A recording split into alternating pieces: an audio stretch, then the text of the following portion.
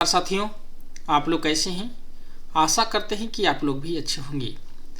आज की इस वीडियो में नायर द्वारा आयोजित promotion to group B post against 30% quota AEE का क्वेश्चन पेपर देखने वाले हैं, जो कि 25/6/2023 को कंडक्ट कराया गया था।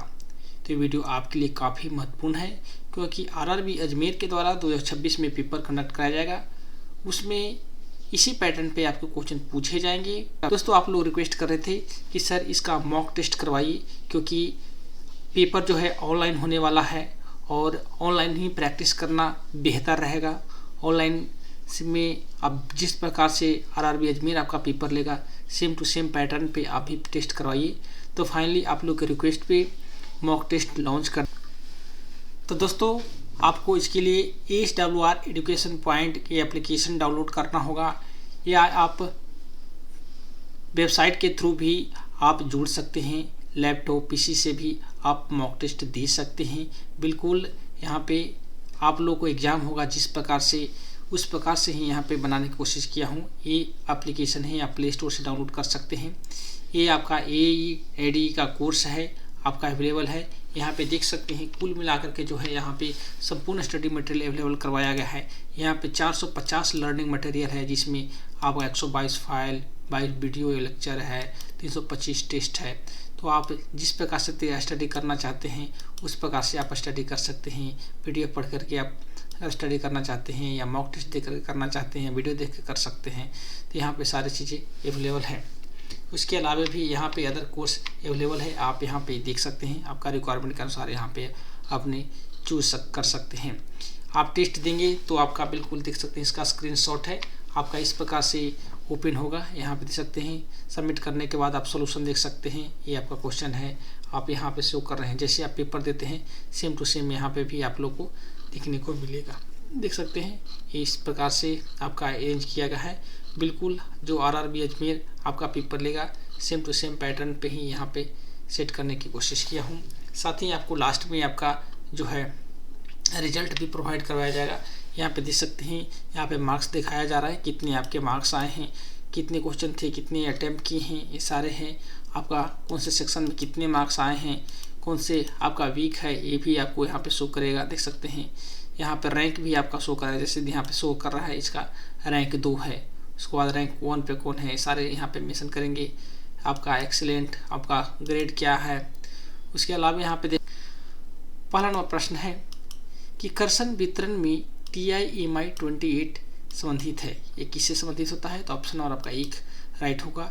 Adjustment of OHE on turn out crossover, तो ऑप्शन आपका 1 राइट होगा।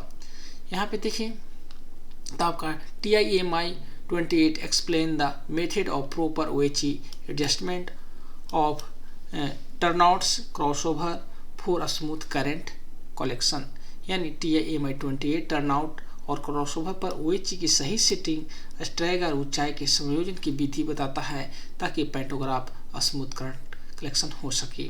वही आगे देखें, तो यह स्थान OHE ज्योमेट्री के लिए सबसे संवेदनशील होता है, सेंसिटिव एरिया होता है। गलत सेटिंग से पैंटो फंसने का सबसे बड़ा कारण हो सकता है। दूसरा नंबर प्रश्न है, पैंटो फ्लैशओवर रिले का उपयोग TSS में डैश की सुरक्षा हेतु किया जाता है। तो किसकी सुरक्षा के लिए किया जाता है? ये जो आपका किया जाता है, ऑप्शन नंबर आपका 1 OHE की सुरक्षा के लिए किया जाता है। यह रिले पैंटोग्राफ OHE के बीच में फ्लैशओवर को पहचान कर ट्रिपिंग करता है, जिससे OHE सुरक्षित रहती है। यानी this relay detect to flash over between the pantograph and OHE and trip to protect OHE। Arc search current पहचान कर पर भी कार्य करता है। बार बार संकेत OHE या पैंटो दोष को दर्शाता है। 3 नंबर प्रश्न है कि the power supply card in RTU is use to convert, तो किसके लिए यूज किया जाता है? तो ऑप्शन आपका 1 राइट होगा। 110 volt to into required DC voltage, तो 110 वोल्ट DC को आवश्यक DC में बदलने के लिए ये DC वोल्टेज कुछ भी हो सकता है, 12 वोल्ट हो सकता है, 24 वोल्ट हो सकता है। तो उसके अनुसार यहाँ पे मेंशन किया गया। जैसे में RTU पावर कार्ड जो है आपका 110 वोल्ट DC को 5 वोल्ट, 12 वोल्ट, 24 वोल्ट जैसे रेगुलर DC में बदल सकता है। ठीक है, वही यहाँ पे देखें तो RTU 110 वोल्ट बैटरी से लो DC पर काम करता है। फेल होने पर कार्ड कम्युनिकेशन बंद हो जाता है। 6वां प्रश्न है 160 किमी घंटा OHE के लिए प्रस्तावित तनाव क्या है। तो 160 किमी घंटा के लिए प्रस्तावित तनाव जो होता है आपका यहाँ पे देखें तो 2400 आपका टन होता है, किलो टेंशन होता है। उच्च गति पर की स्थिर करंट कलेक्शन है तो 2400 kg टेंशन रखा जाता है।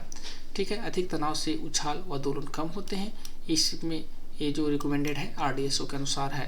RDSO का अनुसार रिकमेंडेड जो स्पीड है 160 kmph है। नेक्स्ट है आपका OHE में ड्रॉपर के फिक्स्ड भाग की लंबाई क्या होता है। OHE में ड्रॉपर के फिक्स्ड भाग की लंबाई जो होता है 105 होता है। देखिए 105 mm जो है फिक्स्ड भाग की सही प्रोफाइल और लटकाव बना रहता है। ड्रॉपर प्रोफाइल समान रखते हैं, गलत लंबाई से स्ट्रैगर ऊंचाई बिगड़ जाती है। 6 नंबर प्रश्न है इंसुलेटेड ओवरलैप में 2 वायर सेट के बीच एयर गैप डैश mm होता है, कितना होता है तो 500 होता है। तो ऑप्शन आपका डी राइट होगा। ठीक है, आपका 500 mm gap keep section electrically isolated. ठीक है, सेक्शन के बीच में फ्लैश ओवर रोकता है पेंटो का स्मूथ ट्रांजिशन। 7वां प्रश्न निम्नलिखित पेंटो एंटेंगलमेंट का कारण बन सकता है, क्या बन सकता है। ऑप्शन आपका डी राइट होगा। ATT का गलत संयोजन, गलत स्ट्राइगर, टर्न आउट क्रॉसओवर की गलत सेटिंग्स। ठीक है, इन सभी कारणों से वही ज्योमेट्रिक रखाव होती है और पेंटो फंस सकता है। ठीक है, अधिकतर केस इन्हीं स्थानों पर होती है। नियमित जांच से इसकी रोकथाम किया जा सकता है। 8वां प्रश्न है 25 kV वैक्यूम सर्किट ब्रेकर के लिए क्लोजिंग टाइम कम होना चाहिए। दोस्तों ये क्वेश्चन जो है डिलीट कर दिया गया था, इसमें कुछ एरर थे तो इसमें सुधार किए हैं। इसमें यहाँ पे कम होना लेस देन नहीं लिखा हुआ था, इसमें सीधे लिखा था कि 25 kV वैक्यूम सर्किट ब्रेकर के लिए क्लोजिंग टाइम होना चाहिए। तो कितना होना चाहिए, तो यहाँ पे लेस देन यहाँ पे लिखना जरूरी था, नहीं तो ये क्वेश्चन गलत हो जाता, क्योंकि टाइमिंग जो होता है यहाँ का 100 मिली सेकेंड से कम होता है। तो ऑप्शन आपका यहाँ पे सी राइट होगा, क्योंकि 100 से आपका 60 भी कम है, 80 भी कम है। इस कंडीशन में आपका यहाँ पे ये जो क्वेश्चन है आपका डिलीट कर दिया गया था। यहाँ पे देखें तो 25 के भी TSS प्रमुख VCB क्लोजिंग टाइम आपका 100 ms से कम रखा जाता है, और ताकि आपका इनर्जाइजेशन और प्रोटेक्शन, कोऑर्डिनेशन और सिस्टम स्थिरता बनी रहे। VCB ओपनिंग टाइम सामान्यतः 40 से 60 मिली सेकेंड होता है, क्लोजिंग टाइम 100 मिली सेकेंड से कम होता है। ठीक है, अधिक क्लोजिंग टाइम से प्रोटेक्शन एंड आपका mail coordination OHE energization out of run. तो ऑप्शन आपका जो होगा बी राइट होगा। ठीक है, ट्रैक्शन डिस्ट्रीब्यूशन टर्मिनोलॉजी में OR यानी OR का अर्थ होता है आउट ऑफ रन, जिसका जो प्रयोग फॉल्टी या सर्विस से बाहर इक्विपमेंट के लिए किया जाता है। OR उपकरण में मेंटेनेंस से पहले आइसोलेट व टैग किया जाता है। OR स्थिति में TS TRD log book SCADA में दर्ज होती है। उसके बाद TDMS काफ़ी इंपॉर्टेंट है क्वेश्चन। तो TDMS का फुल फॉर्म होता है आपका traction distribution management system. Option आपका बी राइट होगा। यहाँ पे देखिए तो TDMS जो है स्काडा आधारित प्रणाली है जो traction power supply TSS, TSP, SSP, FP remote monitoring और कंट्रोल के लिए उपयोग करते हैं। यहाँ पे देखें तो TDMS जो है TDMS integrates TSS, SP, SSP, FP on single monitor platform. ठीक है, तो TDMS काफ़ी इंपॉर्टेंट है। TSS, SP, SSP, FP के लिए सिंगल मॉनिटरिंग प्लेटफॉर्म है, सभी यहीं से ऑपरेट होते हैं। Real time states alarm remote operation इसी से होता है। उसके बाद देखें लगभग 150 वर्ग मिमी कॉपर क्रॉस सेक्शन वाले कैटनरी सिस्टम की करंट वहन क्षमता लगभग कितनी होती है। तो इसकी करंट क्षमता जो होती है 600 एम्पियर होती है। यहाँ पे देखें कि जो है आपको 150 स्क्वायर mm कैडमियम कॉपर की करंट वहन क्षमता जो है आपका 600 एम्पियर होती है, जो कि OHE कैटनरी में समानता प्रयुक्त होती है। करंट क्षमता क्रॉस सेक्शन व ताप वृद्धि पर डिपेंड करता है। Catenary use copper alloy, catenary wire जो होता है उसमें कॉपर एलॉय यानी कैडमियम कॉपर का उपयोग किया जाता है to provide both high electrical conductivity and adequate mechanical strength. तो इसका जो है उच्च विद्युत चालकता के लिए इसका उपयोग किया जाता है और ये मजबूत भी होता है। ठीक है, आवश्यक यांत्रिक मजबूती भी यह प्रदान करती है। यहाँ पे 69 प्रश्न देखिए OHE पर मेंटेनेंस कार्य के दौरान सुरक्षा के लिए न्यूनतम डिस्चार्ज रॉड की आवश्यकता होती है। कम से कम 2 डिस्चार्ज रॉड जरूर लगाना चाहिए। तो ऑप्शन आपका जो होगा बी राइट होगा। यहाँ पे देखिए तो OHE में मेंटेनेंस के दौरान जो 2 डिस्चार्ज रॉड लगाए जाते हैं एक कार्यस्थल के दोनों ओर, ताकि इंड्यूस्ड आपका चार्ज वोल्टेज सुरक्षित रूप से अर्थ हो सके। डिस्चार्ज रॉड पास की लाइन से इंड्यूस वोल्टेज हटाते हैं। पावर ब्लॉक के बाद भी वही चीज़ छूने से पहले अनिवार्य होता है। अगर पावर बंद भी हो गया है फिर भी आपको वही चीज़ छूने से पहले एक काज करना बहुत ज़रूरी होता है, रॉड लगाना ज़रूरी होता है। क्यों लगाना ज़रूरी होता है ऊपर आप लोग को बता ही दिए। वही चीज़ तार के पास काज करने के लिए सोचित दूरी जो है आपका 2 मीटर है, तो ऑप्शन आपका जो होगा सी राइट होगा। यहाँ पे देखें तो 25 के वही चीज़ के पास काज करते समय कम से कम जो दूरी होना चाहिए आपका 2 मीटर होना चाहिए, ताकि आपका एक्सीडेंटल कॉन्टैक्ट और फ्लैश ओवर से बचा जा सके। यानी यहाँ पे 25 के बिना छुए भी फ्लैश ओवर हो सकता है, यह वही चीज PTW नियम के हिस्सा है। तो PTW ये जो रूल है इसका जरूर आपका ये फॉलो करना चाहिए। 21 नंबर प्रश्न है, ICF-AC कोच में प्रयुक्त 25 kVA इन्वर्टर का आउटपुट वोल्टेज कितना होता है? तो 415 वोल्ट 3 फेज होता है, तो ऑप्शन आपका सी राइट होगा। ठीक है, ICF-AC कोच में 25 kVA inverter 415 volt 3 phase supply प्रदान करता है, जो कि AC पैकेज यूनिट को फीड करता है, यानी RMPU को जाता है। कि OHP relay used in AC coach for protection from आपका ओवर, यहाँ पे देखिए excessive temperature in the heater, तो ऑप्शन आपका डी राइट होगा। OHP कहने का मतलब over heat protection relay heater circuit के तापमान को मॉनिटर करता है और अधिक तापमान होने पर ट्रिप कर देता है, जिसे हीटर कॉइल सर्किट सुरक्षित रहते हैं। यहाँ पे देखें तो टेम्परेचर सेंसिंग एलिमेंट हीटर के पास लगा होता है, हीटर ओवर हीटिंग से आग के खतरों को रोकता है। LHB-AC कोच में 750 वोल्ट डैश फीडर लाइन होकर गुजरती है। किससे होकर गुजरती है? तो आपका 2 फीडर लाइन से होकर गुजरती है।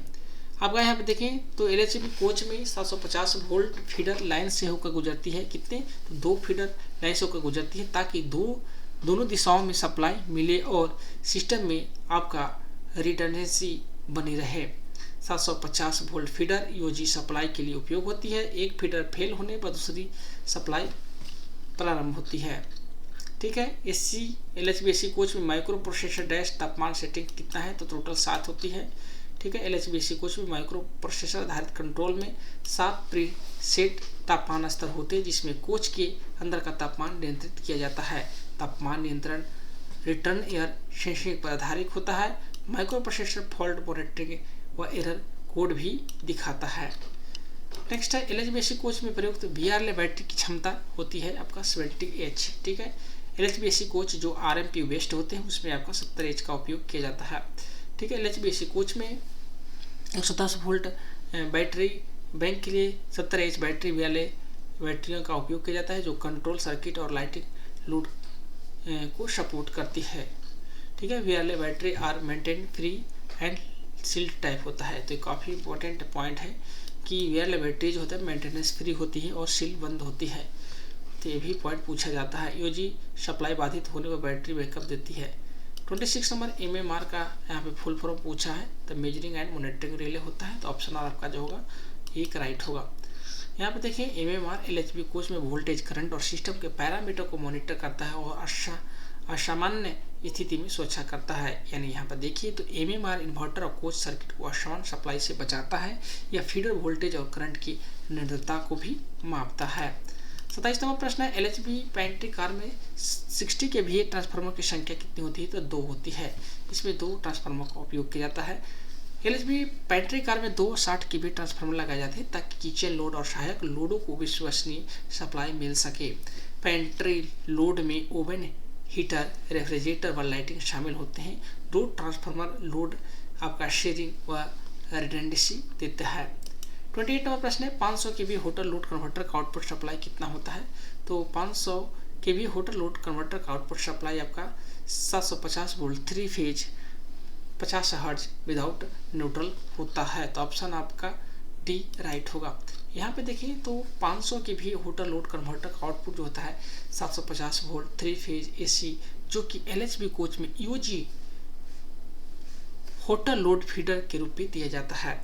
750 फीडर पूरी रेक में थ्रू वायरिंग से चलता है, न्यूट्रल नहीं होता है, आगे कोच में ट्रांसफार्मर किया जाता है, आगे कोच में ट्रांसफॉर्म किया जाता है।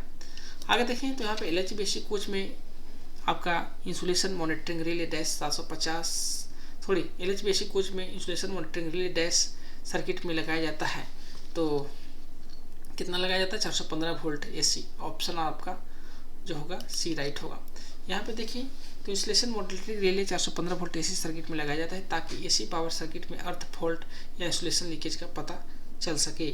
IMR अर्थ लीकेज को शुरुआती स्तर को पहचानता है, फॉल्ट पर अलार्म देता है ताकि समय पर सुधार हो सके। उसके बाद डीजे टेस्ट काफ़ी इंपॉर्टेंट प्रश्न है, कई बार एग्जाम में पूछा गया है। तो डीजे परीक्षण पूछ रहा है तो किससे संबंधित है, ये गैस क्रोमेटोग्राफी से है। तो ऑप्शन आपका जो होगा बी राइट होगा। यहाँ पे देखें डीजे यानी डिसॉल्वेड गैस एनालिसिस, ये काफ़ी इंपॉर्टेंट है। तो ये ट्रांसफर में ऑयल में घुली गैसों के विश्लेषण गैस क्रोमेटोलॉजी से किया जाता है। ठीक है, डीजे प्रारंभिक फॉल्ट जैसे ओवर हीटिंग हो गया, आर्चिंग हो गया, इंसुलेशन फेलियर हो गया को पहचान करता है। यहाँ पे देखिए हाइड्रोजन, मीथेन, एसिटिलीन जैसी गैसों का अनुपात फॉल्ट का प्रकार को बताता है। होटल लोड 3 फेज लोगों में प्रदान किया जाता है किसमें, तो WAP5 या WAP7 में उपयोग किया जाता है। WAG9 में ये होटल लोड का उपयोग नहीं, HOG का उपयोग नहीं किया जाता है। तो ध्यान रखिएगा आपका WAP5 और WAP7 में किया जाता है। यहाँ पे देखिए WAP5 और 7 दोनों होटल लोड HOG की सुविधा है, जिसमें LHB कोच को लोको से ही सप्लाई दी जाती है। ठीक है, HOG से EOG की आवश्यकता कम होती है। 750 वोल्ट 3 फेज सप्लाई लोको से कोच तक दी जाती है। लोको सेट में FIFO प्रणाली का अर्थ क्या है, लोको सेट में FIFO अर्थ का प्रणाली फर्स्ट इन फर्स्ट आउट। ठीक है, यहाँ पे देखिए तो FIFO का अर्थ होता है जो लोको पहले सेट में आता है उसे पहले मेंटेनेंस अटेंड किया जाता है और पहले उसे बाहर भेजा जाता है। ठीक है, FIFO से सेट में लोगों का ठहराव समय कम होता है। यह मेंटेनेंस प्लानिंग और वर्कलोड बैलेंसिंग में मदद करता है। 33 नंबर प्रश्न है, लोकोमोटिव में रीजनरेशन सुविधा क्या प्रदान करती है। काफ़ी इंपॉर्टेंट प्रश्न है, कभी एक बार एग्जाम में पूछा गया है। तो वैकल्पिक ब्रेकिंग मैकेनिज्म और एनर्जी सेविंग। ठीक है, तो रीजनरेटिव ब्रेकिंग में मोटर जनरेटर की तरह कार्य करता कर ऊर्जा को OH में वापस भेजती है, जिसे आप ब्रेकिंग भी कहते हैं और ऊर्जा की बचत भी होती है। उसके बाद यहाँ पर देखिए तो रीजनरेशन से ब्रेक ब्लॉक का खिंचाव कम होता है, वापस दी गई ऊर्जा पास की ट्रेनों द्वारा उपयोग की जा सकती है। 34 नंबर प्रश्न, लोकोमोटिव में 160 kmph की गति से चल सकता है, कौन चल सकता है, WAP5 चल सकता है। ऑप्शन आपका बी राइट होगा। यहाँ पे देखें WAP5 जो है हाई स्पीड 3 फेज लोकोमोटिव है। कैसा है, WAP5 जो हाई स्पीड 3 फेज लोकोमोटिव है जिसमें 160 kmph संरचना के लिए डिजाइन किया गया है। ठीक है, WAP आपका 5 उच्च गति यात्री ट्रेनों में उपयोग किया जाता है। इसका में जो बोबो एक्सल अरेंजमेंट उच्च गति स्थिरता देता है। तो ये WAP में बोबो है, WAP7 में आपका कोको है अरेंजमेंट। 37 प्रश्न है, शुष्क स्थिति में डैश लोकोमोटिव में अधिकतम एडहेशन होता है। शुष्क स्थिति में लोकोमोटिव में अधिकतम एडहेशन होता है कब, WAG9 में होता है। यहाँ पे देखें WAG9 में 3 फेज ट्रैक्शन और माइक्रो प्रोसेसर आधारित स्लिप स्लाइड कंट्रोल होने के कारण शुष्क स्थिति में अधिकतम एडहेशन मिलता है।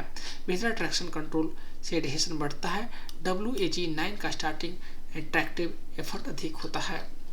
36 नंबर है, ट्रैक्शन कन्वर्टर की असेंबली में डैश होता है, क्या होता है, तो ऑप्शन नंबर सही आपका line side converter, DC link capacitor, try converter. अब यहाँ समझते हैं क्या क्या वर्क है। यहाँ पे देखिए ट्रैक्शन कन्वर्टर असेंबली में आपका line side converter, DC link capacitor और आपका ड्राइव कन्वर्टर शामिल होते हैं, जो इसी स्लाइड को ट्रैक्शन मोटर के लिए उपयुक्त होते हैं। अब यहाँ पे समझते हैं, लाइन साइड कन्वर्टर AC को DC बदलता है, वही ड्राइव कन्वर्टर जो होता है DC को वेरिएबल फ्रिक्वेंसी AC में बदल देती है।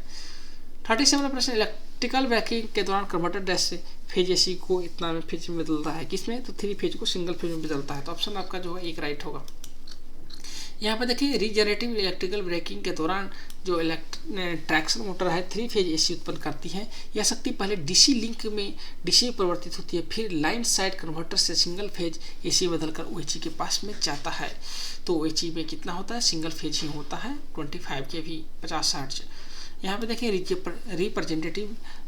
रीजनरेटिव ब्रेकिंग में 3 फेज AC, उसके बाद DC लिंक में जाएगा, वहाँ DC में होगा, उसके बाद सिंगल फेज OHE में।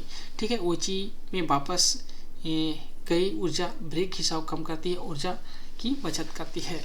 और 38वां प्रश्न है, 58 बॉक्सन CC + 8 + 2 का वजन लगभग इतना है, इसमें जो है 5300 दिया गया है। तो ऑप्शन आपका बी राइट होगा।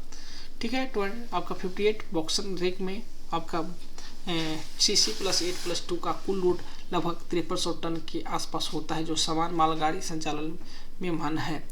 बॉक्सन उच्च दस्ता वाला खुला वैगन है। CC+8+2 में लोको वैगन और ब्रेक पैड की संरचना होती है।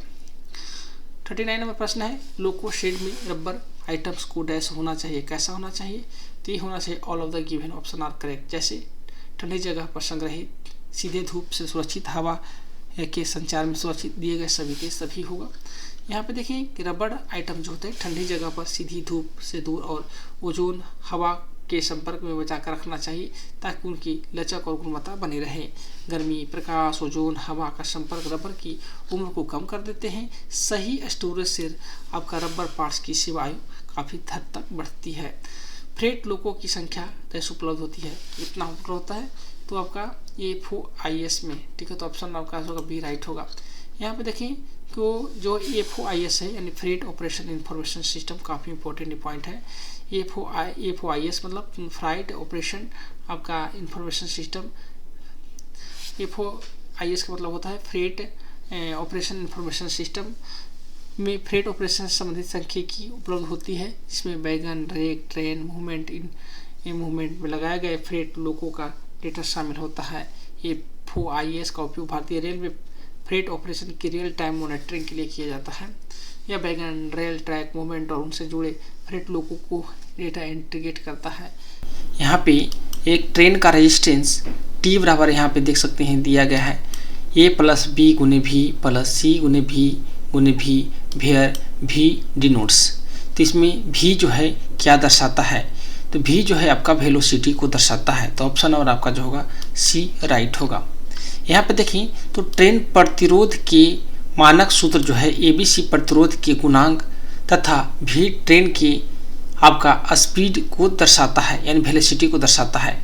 सूत्र का यहाँ पे देखें तो C × V² भाग वायु प्रतिरोध को दर्शाता है जो वेग बढ़ने पर तेजी से बढ़ता है। यहाँ पे फैक्ट्स में देख रहे B × V जो होता है आपका वेग के समानुपाती प्रतिरोध को दर्शाता है, जबकि C × V² वायु प्रतिरोध को दर्शाता है। तो काफ़ी इंपॉर्टेंट ये पॉइंट है। The term B × V represent resistance of proportional to a speed while C × V² represents air resistance। वही दोस्तों यहाँ पे जो है air resistance becomes dominate at higher speed due to the square of term, यानी V² term के कारण उच्च वेग पर वायु प्रतिरोध प्रमुख हो जाता है यानी अधिक हो जाता है। 42वां प्रश्न है, लोको लिंक आरेख प्राप्त करने के लिए तैयार किया जाता है। Loco link diagram is prepared for achieving, किसको तैयार करने के लिए तैयार किया जाता है? तो ऑप्शन आपका C maximum utilization of locomotives, locomotive का अधिकतम उपयोग।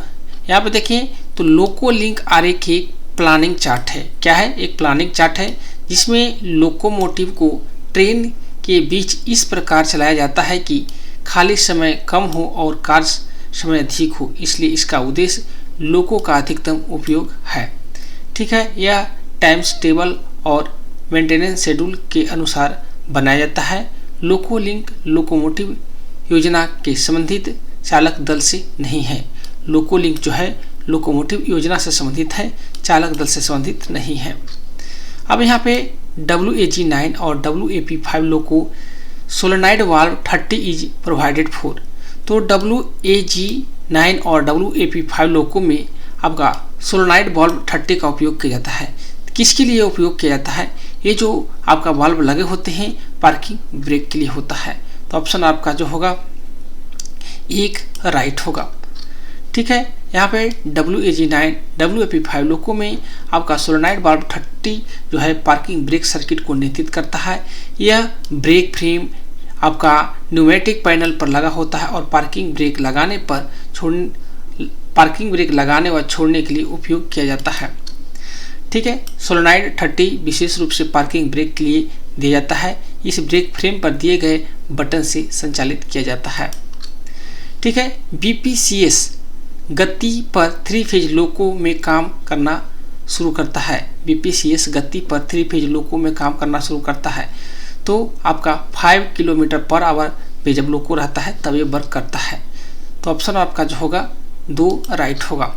यहाँ पे देखिए तो है आपका इन 3 फेज लोकोमोटिव WAP5, WAP7 और आपका WAG9, ये सभी जो है 3 फेज लोकोमोटिव है। BPCS यानी ब्रेक पाइप चार्जिंग सिस्टम, क्या होता है? Brake pipe charging system become effective once the locomotive speed reach about 5 km/h। Below this speed brake pipe charging logic does not operate in normal run. ठीक है, important facts में देखें तो BPCS जो है चलने के दौरान ब्रेक पाइप प्रेशर को सही बनाए रखने में मदद करता है। 3 फेज लोको के क्रेक कंट्रोल लॉजिक में इसका सक्रिय गति पर निर्भर करता है। 45 नंबर प्रश्न है, WAG7 लोको के एक ही एक्सल पर व्हील डायमीटर डिफेंस की सर्विस लिमिट होती है, तो क्या होती है? तो ऑप्शन नंबर 0.25 mm, ऑप्शन आपका बी राइट होगा।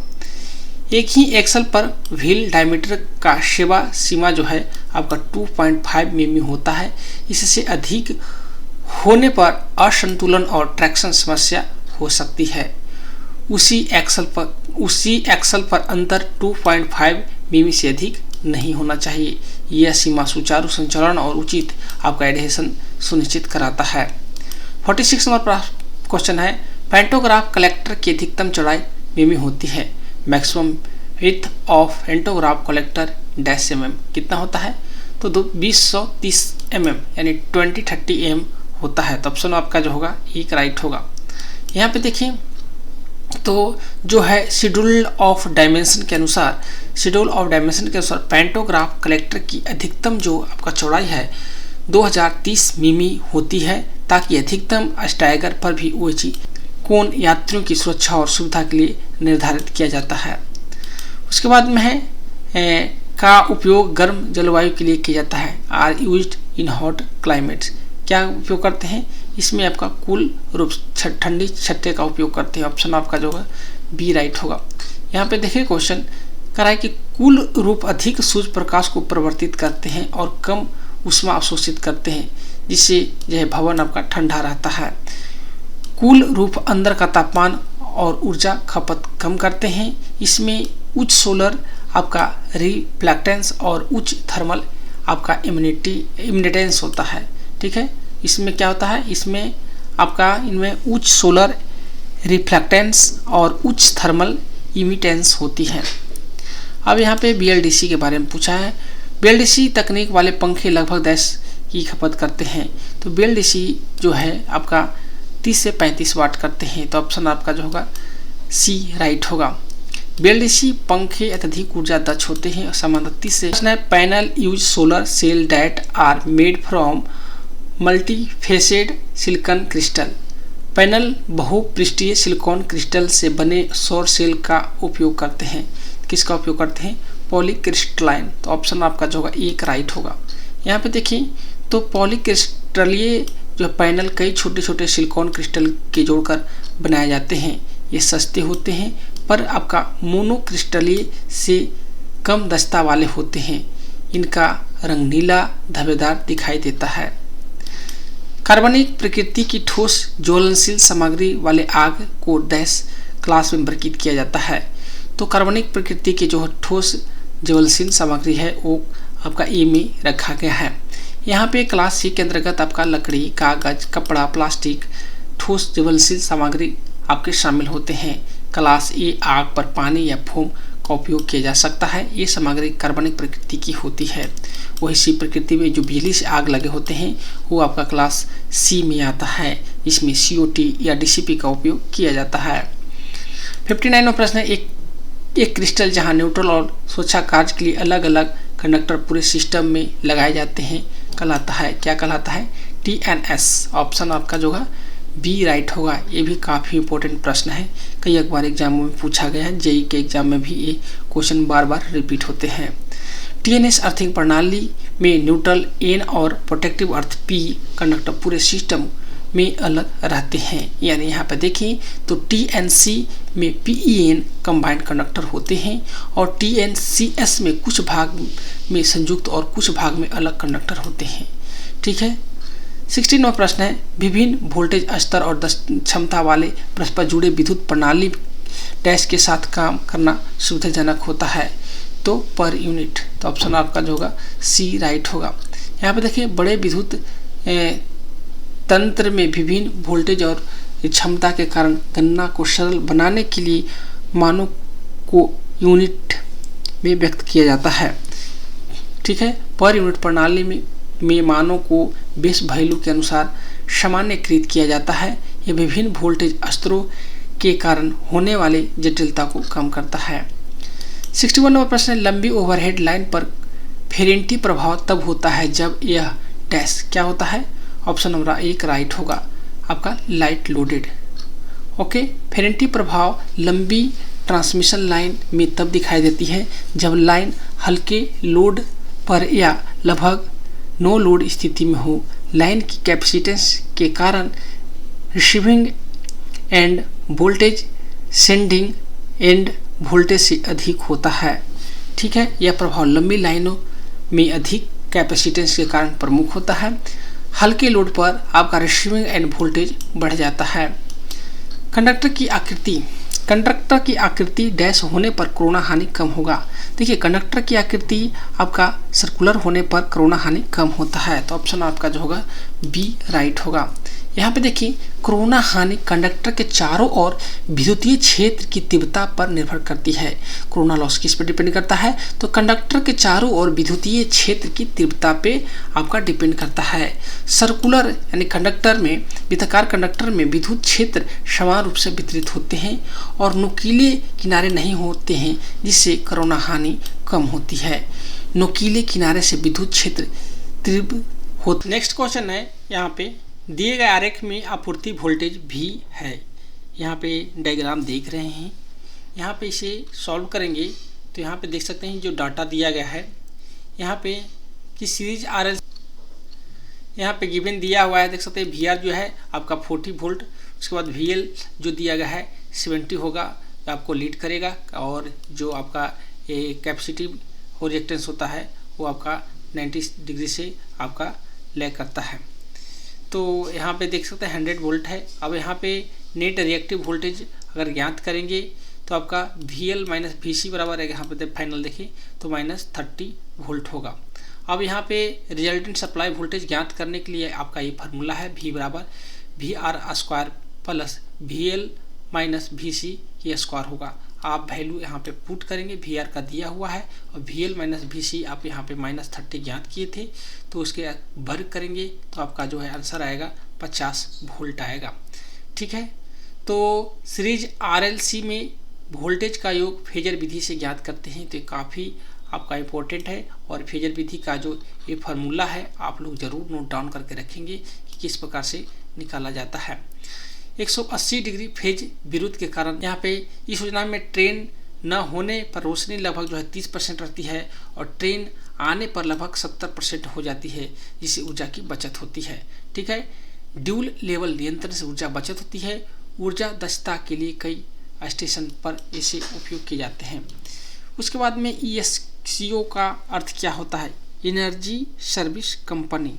ठीक है, तो राइट आंसर ऑप्शन नंबर आपका 1 राय होगा, एनर्जी सर्विस कंपनी होता है। ठीक है, ESCO refers to firm that provide energy audit, energy saving solution and performance based energy efficiency project. तो ESCO इस वे संस्थाएं हैं जो ऊर्जा ऑडिट, ऊर्जा बचत, समान और प्रदर्शन आधारित परियोजनाओं प्रदान करती है। ESCO जो है works on energy efficiency and savings, भवन और औद्योगिक ऊर्जा परियोजनाओं में इसका उपयोग किया जाता है। ट्रांसफार्मर में हार्मोनिक्स का सबसे संभावित स्रोत क्या है। देखिए, इस ट्रांसफार्मर में सबसे ज़्यादा जो हार्मोनिक्स का संभावित कारण जो है आपका कोर सैचुरेशन। इम्पोर्टेंट फैक्ट देख लीजिए, कॉपर लॉस होता है I² के समानुपाती होता है। ठीक है, आधे लोड पर कॉपर लॉस 1/4 हो जाता है।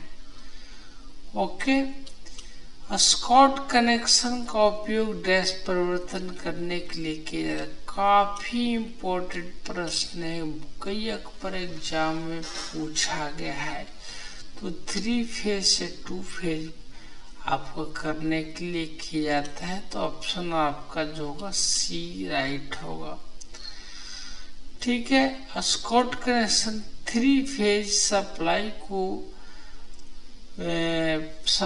को 90 डिग्री अंतर वाले 2 फेज सप्लाई में बदल देता है।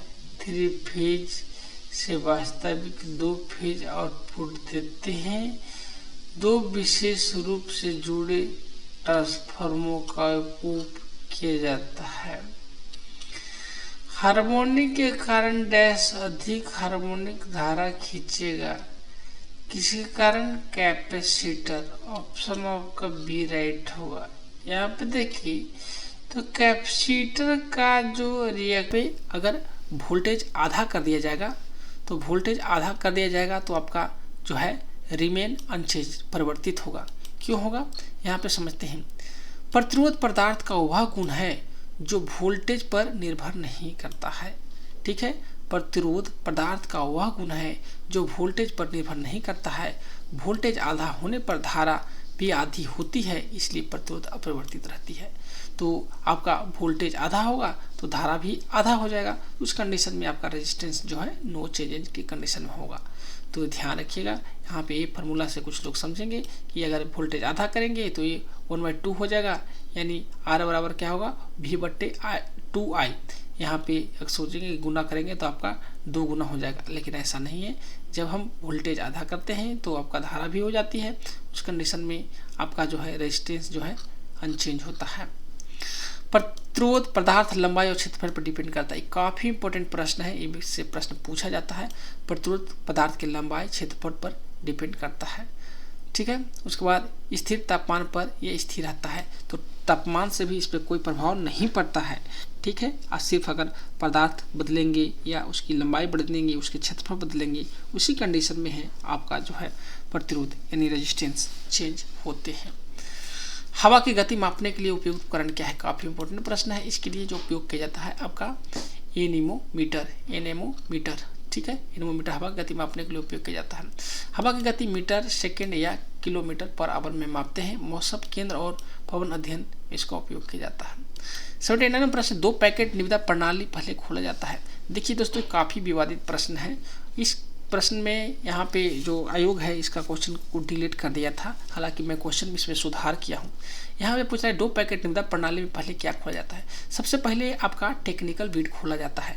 अगर टेक्निकल बिड में अगर आप पास कर गए तो उस कंडीशन के बाद में अगर आप एलिजिबल हो गए टेक्निकल बिड में, तब आपका फाइनेंशियल बिड खोला जाता है। लेकिन यहाँ पे जो है क्वेश्चन आयोग ने डिलीट कर दिया है। हालांकि यहाँ पे ऑप्शन दिया गया टेक्निकल बिड राइट आंसर होना चाहिए, लेकिन यहाँ पे जो ऑप्शन दिया था कि बोथ आर ओपेंड टुगेदर, यहाँ पे हम इवेल्युएट वर्ड का यूज किए हैं, लेकिन वहाँ पे आपका ओपन के बारे में लिखा हुआ था। तो अगर ओपन कभी कभी क्या कंडीशन होता है। भारतीय रेलवे शेड्यूल 83 में प्रश्न है कि the latest revision of Indian railway schedule of dimension 1676 mm broad gauge was issue in the year.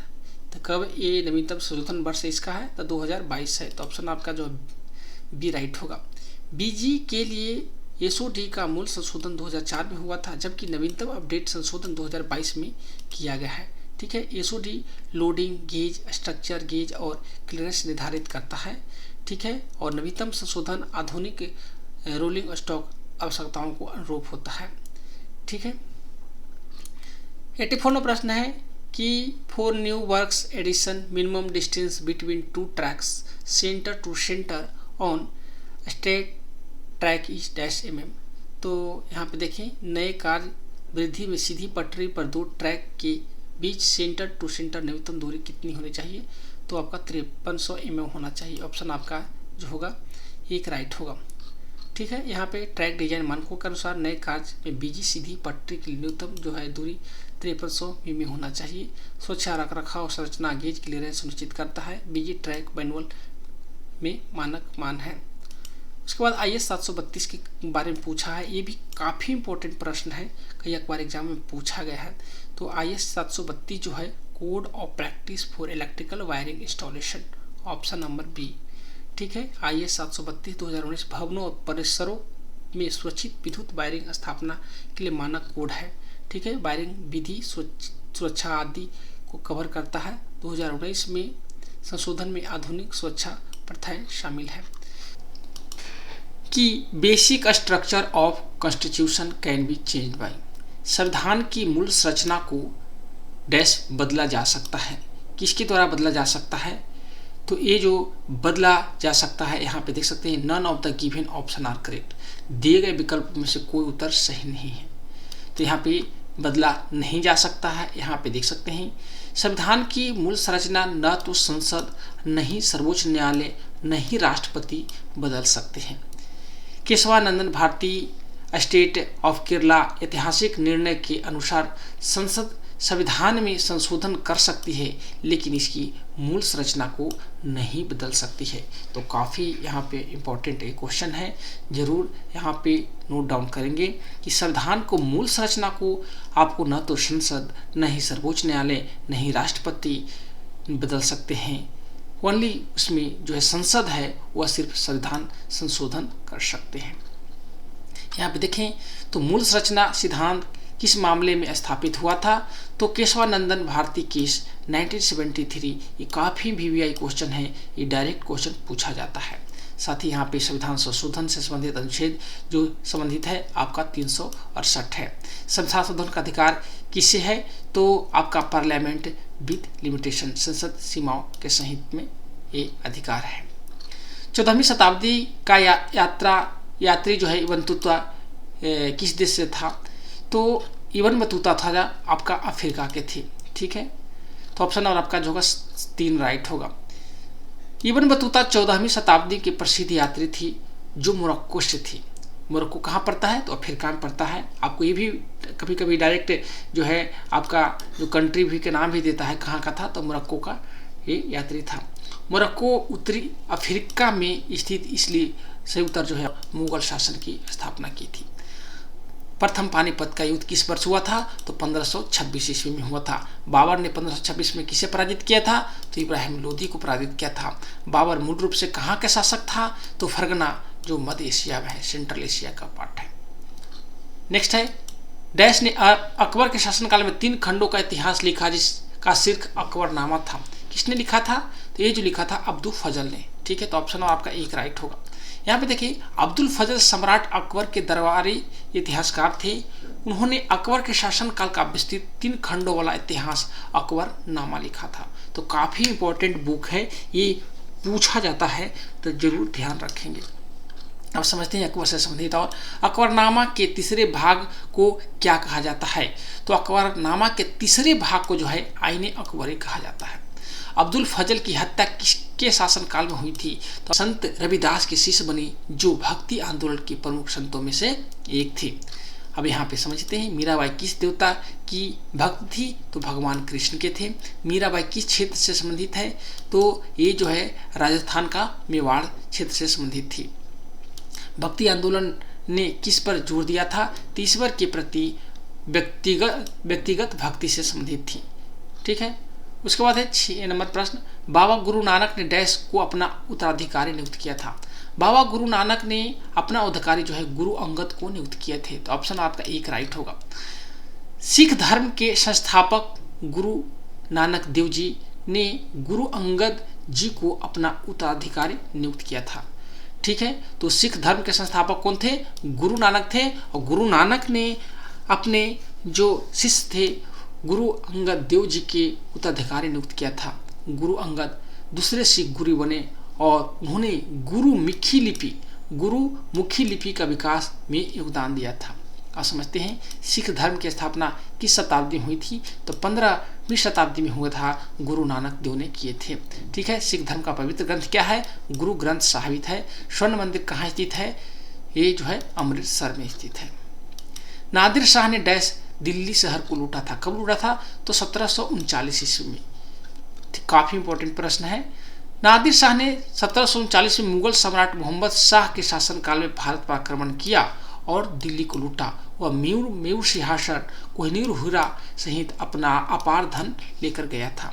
तो ये भी पूछा जाता है मोहम्मद शाह ने 1739 ईस्वी में दिल्ली को लूटा था, उस समय वहाँ के शासन कौन संभाल रखे थे? तो मोहम्मद शाह थे। ठीक है। नादिर शाह ने किस मुगल शासक को पराजित किया था? तो मोहम्मद शाह को। नादिर शाह द्वारा ले गया प्रसिद्ध सिंहासन कौन सा? मयूर सिंहासन है। कोहिनूर हीरा किस वर्ष ले गया था? 1740 ईस्वी में, ठीक है। गोंड के राज्यों में पाए जाते हैं। गोंड किस राज्य में पाए जाते हैं? गोंड जो है यहाँ पे सभी दिए गए विकल्प सही है। यहाँ पे गोंड जनजाति ज़्यादातर मध्य प्रदेश में, महाराष्ट्र के एरिया में पाए जाते हैं, आंध्र प्रदेश में भी पाए जाते हैं, ठीक है। तो गोंड जो है भारत की सबसे बड़ी जनजातियों में से एक है। मुख्य रूप से मध्य प्रदेश, महाराष्ट्र तथा आंध्र प्रदेश, वर्तमान में तेलंगाना सहित पाए जाते हैं, इसलिए सभी विकल्प सही है। गोंड किस श्रेणी से संबंधित है? तो एसटी की जाति है, शेड्यूल्ड ट्राइब जाति में पढ़ते हैं। गोंड राज्य की क्षेत्र का प्रमुख है, तो मध्य भारत में, ठीक है। प्रसिद्ध गोंड रानी कौन थी? तो रानी दुर्गावती थी। प्रसिद्ध गोंड रानी कौन थी? तो रानी दुर्गावती थी। भारत में ईस्ट इंडिया कंपनी की पहली बड़ी जीत थी। भारत में ईस्ट इंडिया कंपनी की पहली बड़ी जीत थी, कौन सा था? प्लासी की लड़ाई। प्लासी के बैटल काफ़ी इंपॉर्टेंट था, तो इसके बारे में समझते हैं, ठीक है। बैटल ऑफ प्लासी जो कि 1757 ईस्वी में हुआ था, भारत में ईस्ट इंडिया कंपनी की पहली बड़ी जीत थी। इस युद्ध में रॉबर्ट क्लाइव ने सिराजुद्दौला को पराजित किया था। किसने पराजित किया था? तो रॉबर्ट क्लाइव ने सिराजुद्दौला को पराजित किया था, जिससे भारत में ब्रिटिश शासन की नींव पड़ी थी। तो काफ़ी इंपॉर्टेंट ये क्वेश्चन है। भारत में ब्रिटिश शासन की नींव किस युद्ध के पश्चात पड़ी थी? तो बैटल ऑफ प्लासी 1757 ईस्वी में हुआ था। अब समझते हैं प्लासी का युद्ध किस वर्ष लड़ा गया था? तो 1757 में लड़ा गया था। इस युद्ध में ब्रिटिश सेना का नेतृत्व किसने किया था? तो रॉबर्ट क्लाइव ने किया था। किस नवाब को पराजित किया था? तो सिराजुद्दौला को पराजित किया था। नेक्स्ट है चंपारण आंदोलन डैश के खिलाफ था। किसके खिलाफ था? तो ये इंडिगो आपका प्लांटर्स के विरुद्ध। तो ऑप्शन आपका ई राइट होगा। देखिए चंपारण आंदोलन 1917 ईस्वी का नेतृत्व महात्मा गांधी ने बिहार के नील की खेती करने वाले किसानों के शोषण के विरोध किया था। यह भारत में गांधी जी का पहला सत्याग्रह आंदोलन था। तो ये भी पूछा जाता है महात्मा गांधी जी का भारत में पहला सत्याग्रह आंदोलन जो था आपका, ये चंपारण आंदोलन ही था, ठीक है। तो चंपारण आंदोलन कब हुआ था? 1917 में। ये किस राज्य में हुआ था? बिहार में हुआ था, ठीक है। क्या यह गांधी जी का भारत का पहला आंदोलन था? तो यस, ये पहला आंदोलन था। झूम खेती में बीज बोने की विधि को डैश के रूप में जाना जाता है।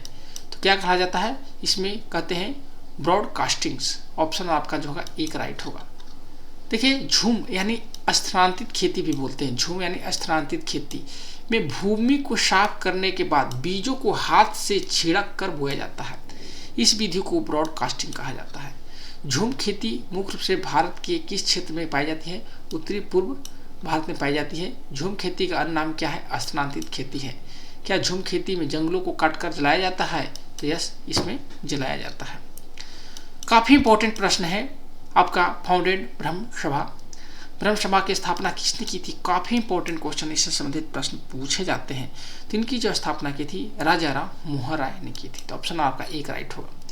राजा राम मोहन राय ने 1828 ईस्वी में ब्रह्म सभा की स्थापना की थी। कब किए थे? तो 1828 ईस्वी में किए थे, जो बाद में आपका ब्रह्म सभा के नाम से प्रसिद्ध हुई। इसका उद्देश्य सामाजिक और धार्मिक सुधार करना था। तो ब्रह्म सभा की स्थापना कब हुई? 1828 में। ब्रह्म सभा के बाद में किस नाम से जानी गई? तो ब्रह्म समाज। और राजा राम मोहन राय किस नाम से जाना जाता है? तो भारतीय पुनर्जागरण के जनक या पिता कहा जाता है, ठीक है। ये काफी इंपॉर्टेंट क्वेश्चन है, जरूर ध्यान रखिएगा। राजा राम मोहन राय को किस नाम से जाना जाता है? किस नाम से उपाधि दी गई है? तो भारतीय पुनर्जागरण के पिता या जनक।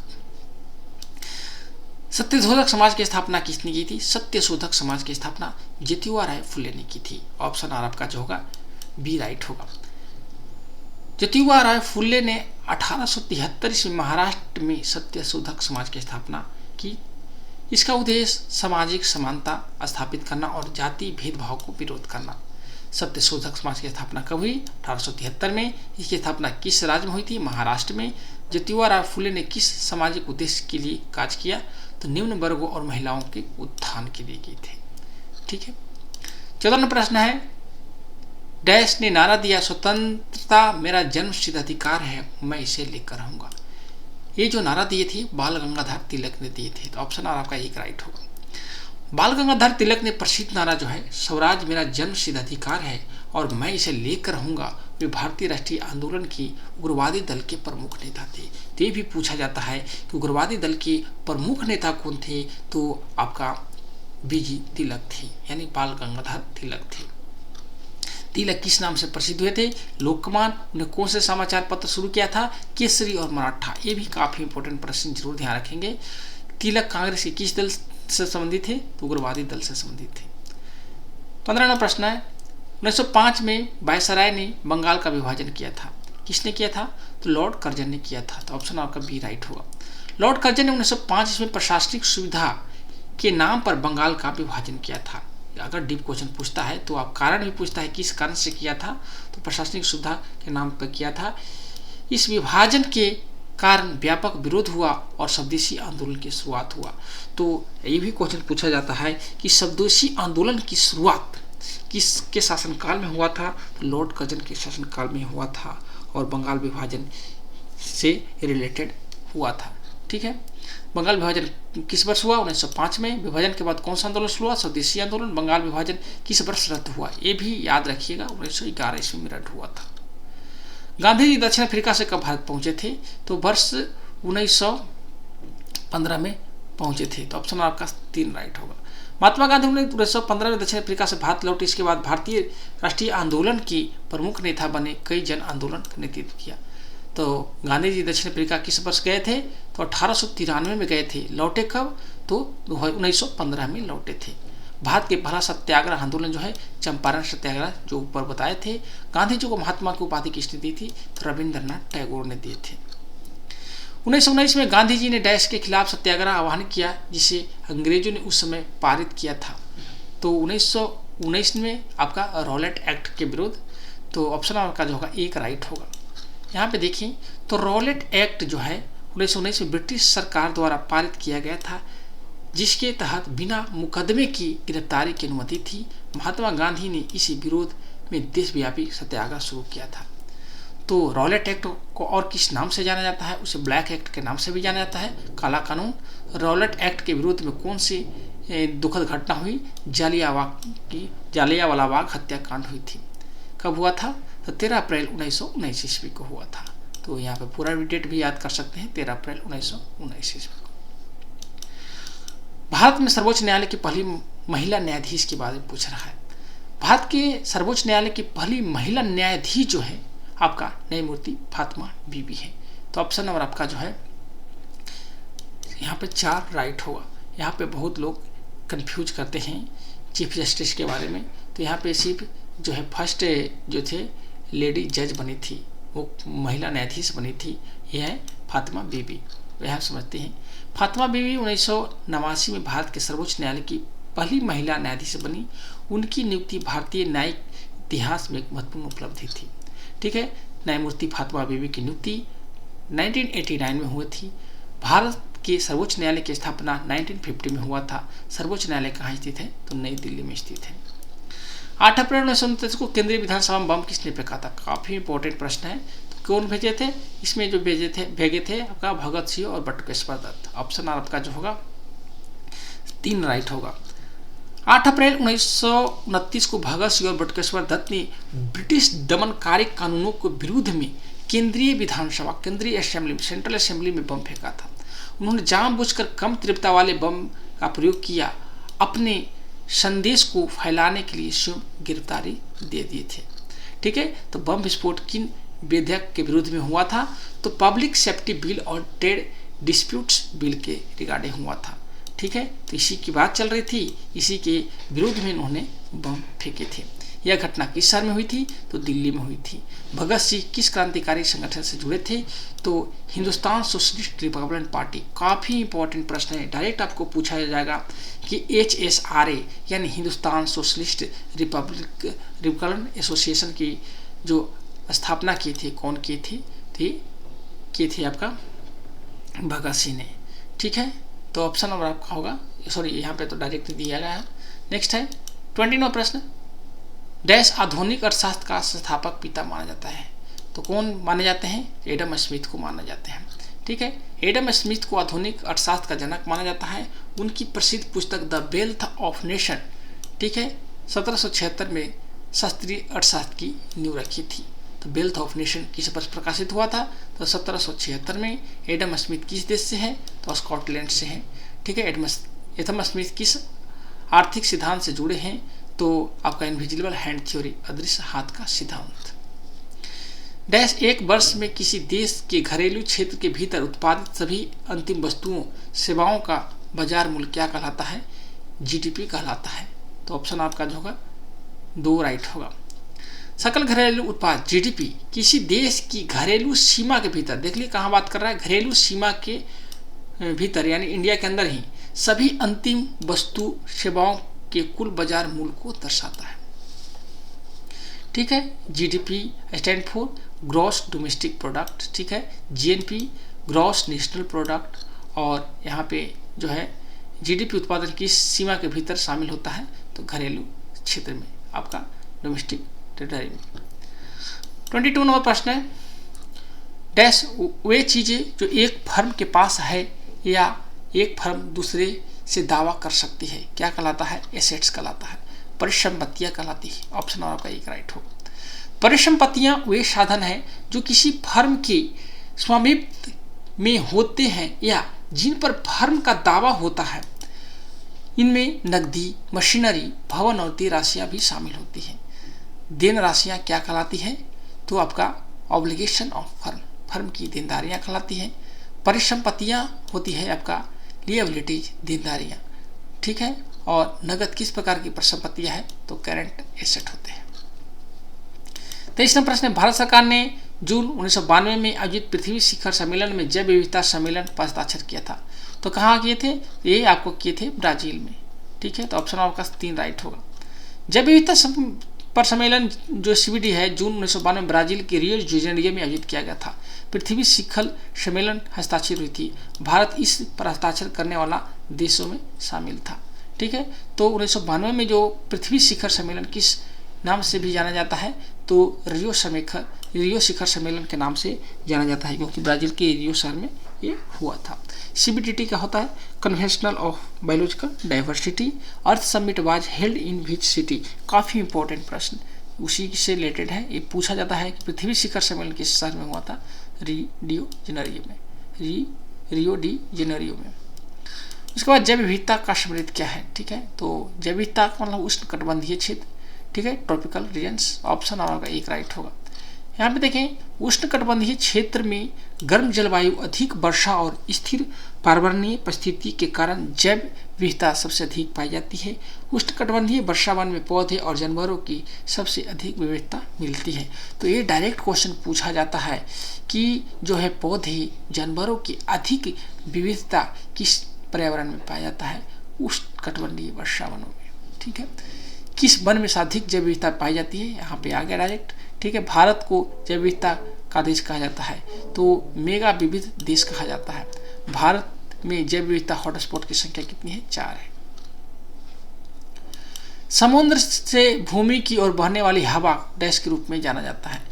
समुद्र से भूमि की ओर बहने वाली हवा को कहा जाता है सी ब्रीज, समुद्र प्रेड, ठीक है।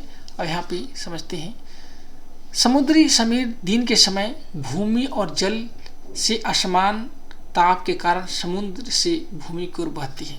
तो ध्यान रखिएगा, ये पॉइंट जरूर ध्यान रखना है कि जो समुद्री समूह है कहाँ से बढ़ते हैं?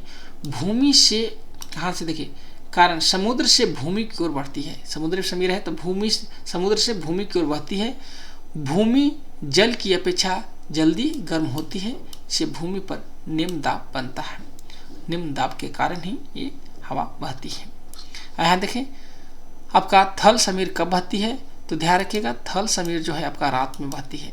समुद्री समीर किस अंतर के कारण होता है? तापमान और दाब के कारण। कौन सी सतह जल्दी गर्म होती है? तो भूमि। समतापमंडल के ऊपर स्थित जो 80 किमी की ऊंचाई तक फैला है उसे क्या कहते हैं? उसे कहते हैं मध्यमंडल, मेसोस्फीयर। ऑप्शन आपका 2 राइट होगा,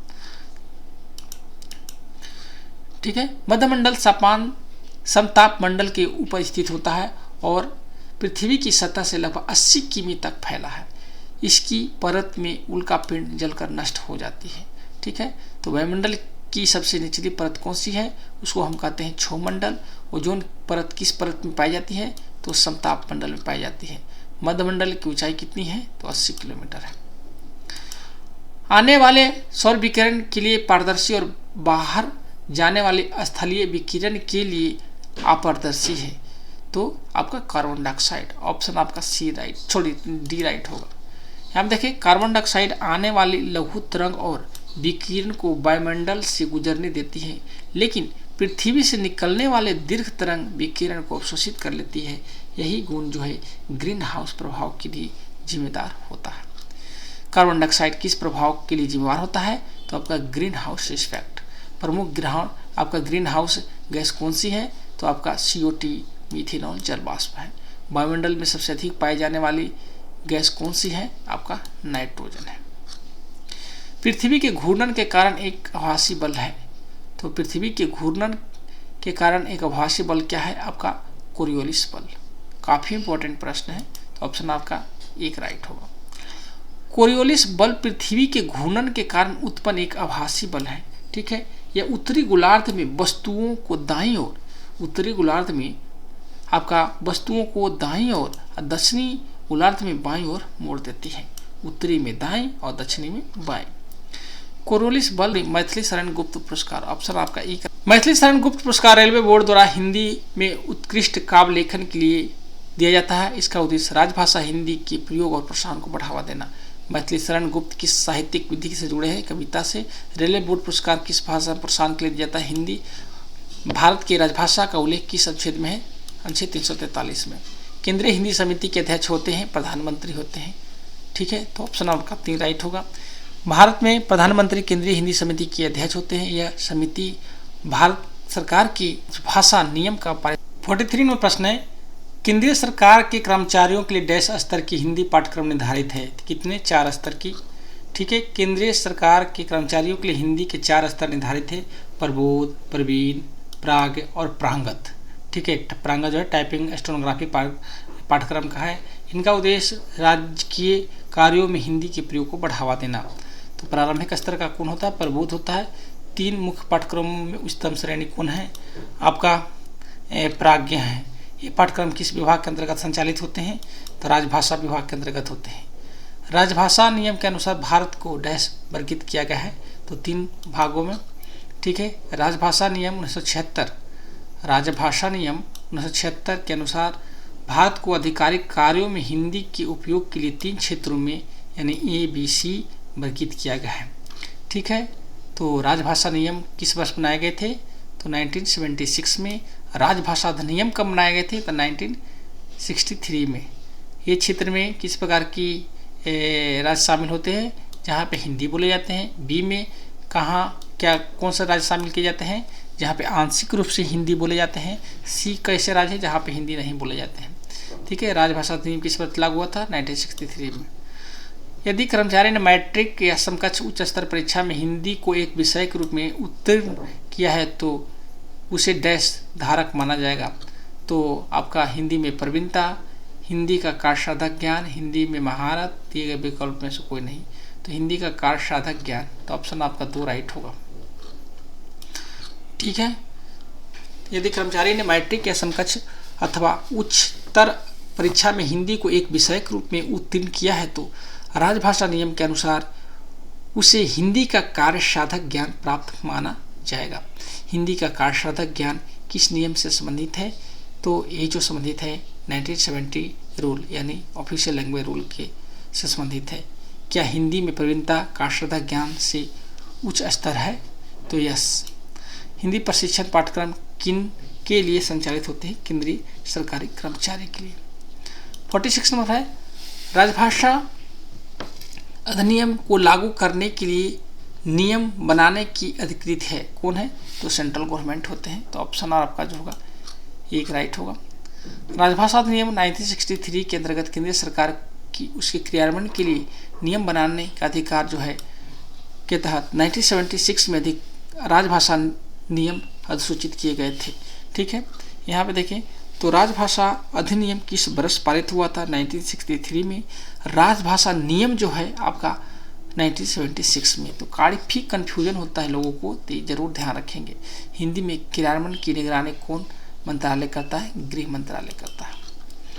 राजभाषा नियम यहाँ पे पूछ दिया गया। तो राजभाषा नियम 1976 में कितने नियम है? टोटल यहाँ पे 12 नियम है। ठीक है, राजभाषा नियम 1976 में कुल 12 नियम है। ये नियम राजभाषा अधिनियम 1963 के क्रियान्वयन के दिशा निर्देश प्रदान करते हैं। राजभाषा अधिनियम किस वर्ष लागू हुआ? 1963 में, नियम 1976 में, और अंतर्गत कितने क्षेत्र विभाजित किया गया? 3 क्षेत्रों में। राजभाषा अधिनियम की धारा के 14 प्रकार के दस्तावेज अनिवार्य रूप से हिंदी और अंग्रेजी दोनों भाषाओं में तैयार, जारी या निष्पादित किए जा सकते हैं। तो किसके अनुसार? तो सेक्शन 3 के अनुसार। ऑप्शन नंबर आपका जो होगा बी राइट होगा। ठीक है, राजभाषा अधिनियम 1963 की धारा 3 के अनुसार कुछ निर्दिष्ट दस्तावेज अनिवार्य रूप से हिंदी और अंग्रेजी दोनों भाषाओं में जारी किया जाना चाहिए ताकि भाषा नीति का पालन सुनिश्चित हो सके। राजभाषा अधिनियम की धारा 3 किससे संबंधित है? राजकीय कार्यों में हिंदी और अंग्रेजी का प्रयोग से। 14 दस्तावेज किस धारा के अंतर्गत आते हैं? 3 के अंतर्गत। राजभाषा अधिनियम किस स्तर की सरकारी पर लागू होता है? The central government. दस्तावेज राजभाषा अधिनियम 1963 की धारा 3 के अंतर्गत सम्मिलित नहीं है। यहाँ पे देख लीजिए, general order, notification, press release, representation. तो इसमें जो है आपका रिप्रेजेंटेशन नहीं है, तो ऑप्शन आपका जो होगा 4 राइट होगा। राजभाषा अधिनियम 1963 की धारा 3 में कुछ निर्दिष्ट दस्तावेज हिंदी और अंग्रेजी दोनों में जारी करना अनिवार्य किया गया है। दस्तावेज जो है अभ्यावेदन इस सूची में शामिल नहीं किए गए हैं। धारा 3 किन भाषाओं के प्रयोग को अनिवार्य करती है? तो हिंदी और इंग्लिश। राजभाषा अधिनियम किस वर्ष लागू हुई? 1963 में। 14 प्रकार के दस्तावेज किस धारा में निर्दिष्ट है? तो 3 में। संसदीय राजभाषा समिति में डैश उप समितियां हैं। कितने हैं? तो 3 उप समितियां हैं। ठीक है, हिंदी शिक्षण योजना के अंतर्गत आयोजित प्रज्ञा परीक्षा उत्तीर्ण करने वाला कर्मचारी होते हैं। कैसे होते हैं? तो ऑप्शन आपका जो होगा 2 राइट होगा। हिंदी का कारसादा ज्ञान रखने वाला। ठीक है, हिंदी शिक्षण योजना के अंतर्गत प्राज्ञ परीक्षा उत्तीर्ण करने पर कर्मचारी को निर्धारित मापदंडों के अनुसार हिंदी का कारसादा ज्ञान प्राप्त माने उच्चतम स्तर प्राज्ञा है। हिंदी शिक्षण योजना किन के लिए है? तो केंद्रीय सरकारी कर्मचारी के लिए।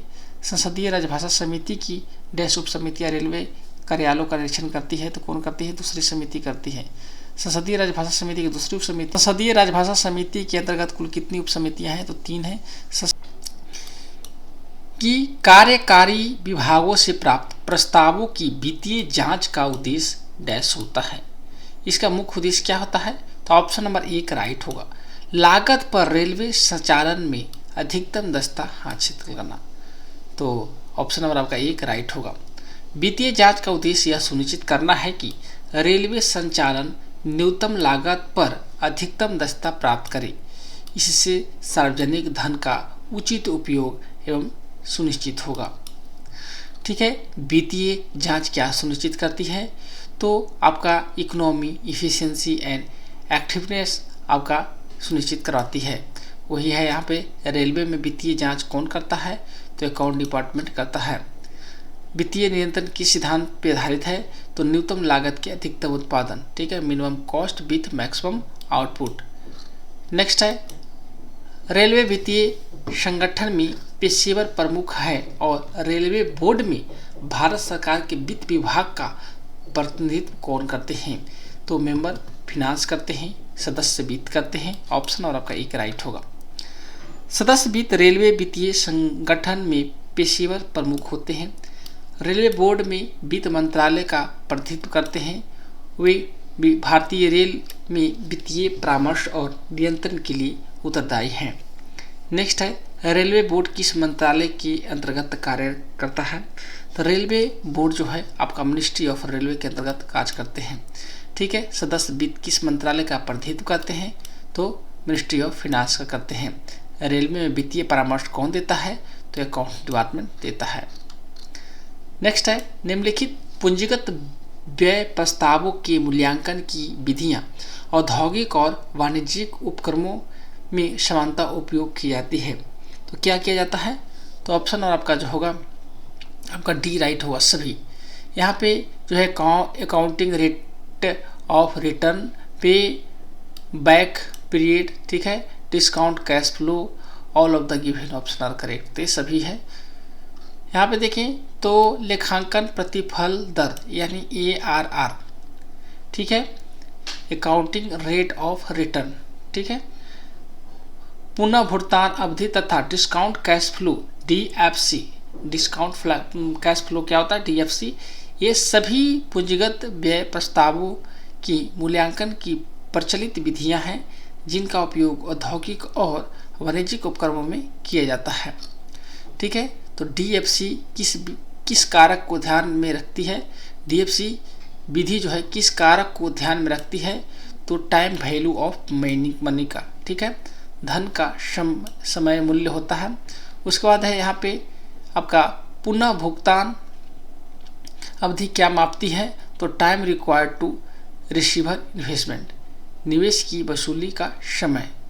और ARR is based on which profit, ARR किस लाभ पर आधारित होता है? तो अकाउंटिंग प्रॉफिट पे आधारित होता है। तो इससे संबंधित इंपॉर्टेंट क्वेश्चन भी मेंशन किए हैं, तो आप लोग जरूर नोट डाउन करेंगे। नेक्स्ट है रेलवे परियोजनाओं के कार्यान्वयन के कारण समाज को निम्नलिखित मात्रात्मक लाभ प्राप्त होते हैं। क्या प्राप्त होते हैं? दिए गए विकल्प सभी है। यहाँ पर देखिए ट्रेवल टाइम सेविंग्स, ठीक है, employment generation, railway network decongestion, ठीक है। उसके बाद है all of the given option are correct. तो ये सभी होते हैं। यहाँ पे देखें तो रेलवे परियोजनाएं समाज को यात्रा समय की बचत, रोजगार सृजन तथा रेलवे नेटवर्क की डी कंजेशन जैसे कई मात्रात्मक लाभ प्रदान करती है। इन लाभों को लागत लाभ विश्लेषण में शामिल किया जाता है। यहाँ देखें तो लागत लाभ जो है विश्लेषण किस उद्देश्य के लिए किया जाता है? तो यहाँ पे evaluating economic viability of project, ठीक है। रेलवे परियोजनाओं किस क्षेत्र में योगदान देती है? तो अवसंरचना विकास में, ठीक है, इंफ्रास्ट्रक्चर डेवलपमेंट में। उसके बाद में है यात्रा समय की बचत किस प्रकार का लाभ है? तो ये होता है आपका मात्रात्मक लाभ, ठीक है। यात्रा समय की बचत किस प्रकार का लाभ है? तो ये मात्रात्मक लाभ होता है। 5वां प्रश्न है तुलनात्मक रूप से। 8वां प्रश्न है समान नोटिस अवधि के साथ ई टेंडरिंग के माध्यम से आमंत्रित खुले निविदाओं के लिए तक और उसमें शामिल मूल्य की निविदा संबंधित कार्यपालक अधिकारी द्वारा चयन ग्रेड JAG स्तर पर सीधे स्वीकार किया जा सकता है। कितना स्वीकार किया जा सकता है? तो 50 लाख रुपए आपका स्वीकार किया जा सकता है। तो ऑप्शन आर आपका 3 राइट होगा। प्राधिकृत शक्तियों के अनुसार निर्धारित शर्तों के अंतर्गत 50 लाख रुपए तक और उसमें शामिल मूल्य को खुली निविदा चयन ग्रेड JAG स्तर से संबंधित कार्यपालक अधिकारी द्वारा सीधे स्वीकृत किया जा सकता है, ठीक है। यानी as per delegation of power open tender to work up to including 50 lakh can be directly accepted by the आपका concern executive in section grade JAG level under prescribed condition. यहाँ पे देखिए तो ई टेंडरिंग क्या सुनिश्चित करती है? तो ट्रांसपेरेंसी एंड आपका कॉम्पिटिटिवनेस प्रदर्शित करती है, पारदर्शिता और प्रतिस्पर्धा। JAG स्टैंड फॉर, JAG का मतलब होता है जूनियर एडमिनिस्ट्रेटिव ग्रेड, ठीक है। निविदा स्वीकृति की शक्तियाँ किससे नियंत्रित होती है? तो डेलीगेशन ऑफ पावर रूल से, ठीक है। यहाँ पे देखें लेखा या कार्यपालक कार्यालयों पर जारी ऑडिट नोट्स और निरीक्षण रिपोर्ट के डैश का अंतिम निपटान लेखाधिकारी के पास होता है। किसके पास में होता है? ये पार्ट 2 में होता है। तो ऑप्शन आपका जो होगा 2 राइट होगा। यहाँ पे देखें लेखा या कार्यपालक कार्यालयों से संबंधित ऑडिट नोट और निरीक्षण रिपोर्ट के भाग 2 का अंतिम निपटान लेखाधिकारी के पास में होता है, ठीक है। ऑडिट नोट किस विभाग द्वारा जारी किए जाते हैं? तो ये जारी किया जाता है लेखा विभाग द्वारा जारी किए जाते हैं। साथ ही निरीक्षण रिपोर्ट किससे संबंधित होता है? तो फाइनेंशियल एंड एडमिनिस्ट्रेटिव। 11वां प्रश्न है पूर्ववर्ती मांग संख्या 5 SAR-C किससे संबंधित है? ये जो संबंधित है मैं आपका repair and maintenance of motive power. Option आपका 1 राइट होगा। यहाँ पे देखिए पूर्ववर्ती रेलवे बजट वर्गीकरण के अंतर्गत मांग संख्या 5 SAR-C मोटिव पावर के मरम्मत और रखरखाव से संबंधित है। रेलवे बजट को समान बजट में किस वर्ष विलय किया गया था? 2017 में। रेलवे में मोटिव पावर में क्या शामिल होते हैं? तो लोकोमोटिव होते हैं। रोलिंग स्टॉक में क्या शामिल होता है? तो कोचेज एंड आपका वैगन्स होता है। ठीक है, रोलिंग स्टॉक में क्या शामिल होता है? तो कोच एंड वैगन्स होते हैं। ठीक है, 12वां प्रश्न है, वे दर्ज लेन देन है जिन्हें किसी कारणवश अंतिम लेखा शीर्षों में बुक नहीं किया जा सकता है, क्या कहलाता है? सस्पेंस हेड कहलाता है। ऑप्शन आपका जो होगा 3 राइट होगा। सस्पेंस शीर्ष अस्थायी लेखा शीर्ष होते हैं जिनका उपयोग उन लेन देन को दर्ज करने के लिए किया जाता है जिन्हें तुरंत अंतिम लेखा शीर्ष में वर्गीकृत नहीं किया जा सकता, बाद में उचित वर्गीकरण के बाद उन्हें समायोजित किया जाता है। सस्पेंस खाते अस्थायी होते हैं या अस्थायी? तो ये अस्थायी होते हैं। सस्पेंस शीर्ष का उद्देश्य क्या है? पर्पस ऑफ सस्पेंस हेड, इसका मुख्य उद्देश्य अस्पष्ट लेन देन की अस्थायी प्रविष्टि। अस्पष्टता के बाद सस्पेंस प्रविष्टियाँ क्या होती है? अंतिम शीर्षों में स्थानांतरित होती है। 13वां प्रश्न है कि कार्यपालक कार्यालयों के निरीक्षण के दायरे के अनुसार निरीक्षण के दौरान कार्यालय के प्रारंभिक अभिलेखों की जांच आवश्यक है, परंतु नगद लेखा की जांच डैश की जानी चाहिए। क्या किया जाना चाहिए? तो ऑप्शन आपका जो होगा ई राइट होगा। Only percentage and full. ठीक है, केवल प्रतिशत पूर्ण। निरीक्षण के दौरान प्रारंभिक अभिलेखों की केवल एक निश्चित प्रतिशत तक जांच की जाती है, किंतु नगद लेखों की जांच पूर्ण रूप से की जानी अनिवार्य है ताकि वित्तीय शुद्धता सुनिश्चित हो सके। निरीक्षण के दौरान नगद सत्यापन कैसा होता है? तो आपका फुल वेरिफिकेशन होता है। निरीक्षण क्या सुनिश्चित कराता है? आपका फाइनेंशियल डिसिप्लिन। ठीक, कार्यपालक कार्यालयों का निरीक्षण कौन विभाग करता है? लेखा डिपार्टमेंट करता है, अकाउंट डिपार्टमेंट। एक डिपो में जिन मदों का वार्षिक उपभोग आपका 10,000 रुपये से अधिक तथा 50,000 रुपये से कम है, उनकी समानता सत्यापन किया जाएगा। तो उनकी जो सत्यापन किया जाता है 2 वर्ष में एक बार। ठीक है, तो ऑप्शन आपका जो होगा एक राइट होगा। एक डिपो में जिनकी मदों के वार्षिक उपभोग 10,000 से अधिक और 50,000 से कम है, उनको 2 वर्ष में जांच किया जाता है। प्रश्न है, मूल डैश से अभिप्राय सभी नए निर्माण कार्य, साइट की तैयारी, मौजूदा कार्यों में अतिरिक्त कार्य और परिवर्तन, नए खरीदे गए या पहले छोड़े गए भवनों संरचनाओं की विशेष मरम्मत तथा पुनर्निर्माण या प्रतिस्थापन से।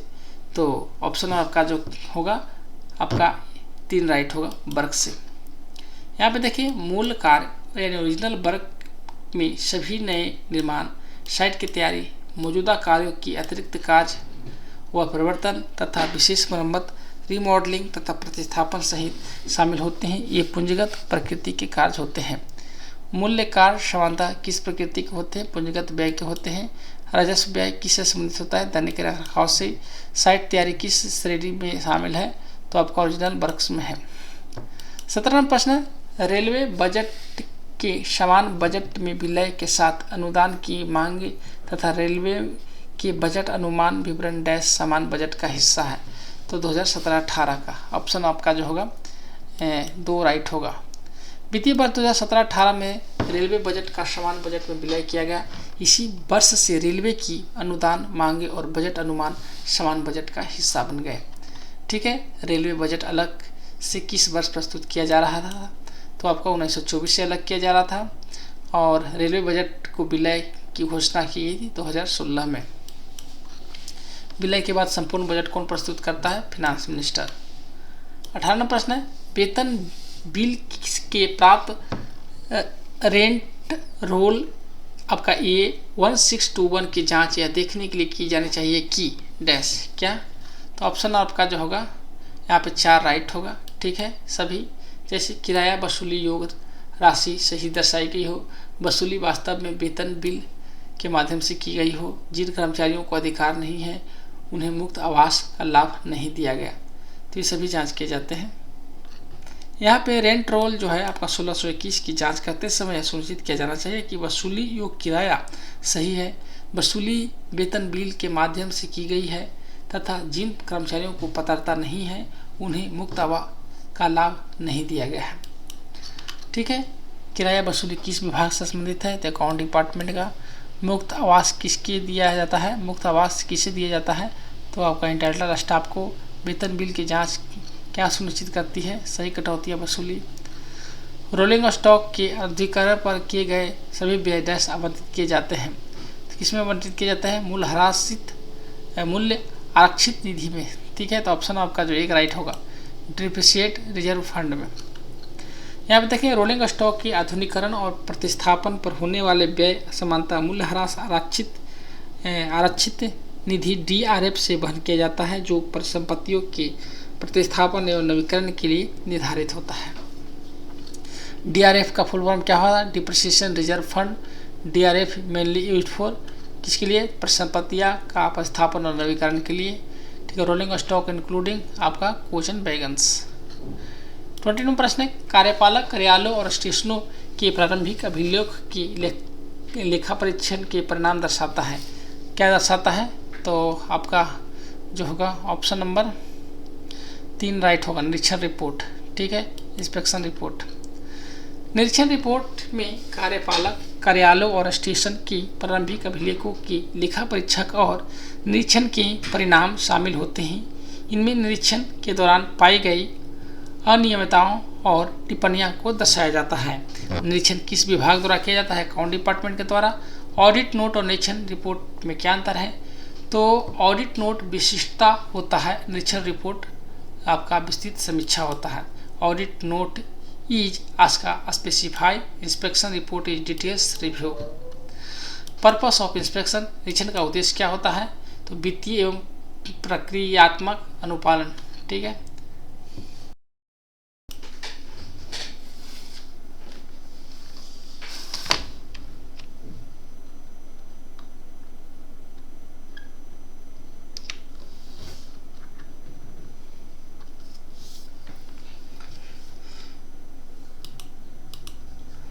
एक 21 नंबर प्रश्न है, अपने योगदान से गैर वापसी योग्य आंशिक निकासी का लाभ लेने के लिए एनपीएस सदस्य को कम से कम डैश महीने पूरे करने होंगे।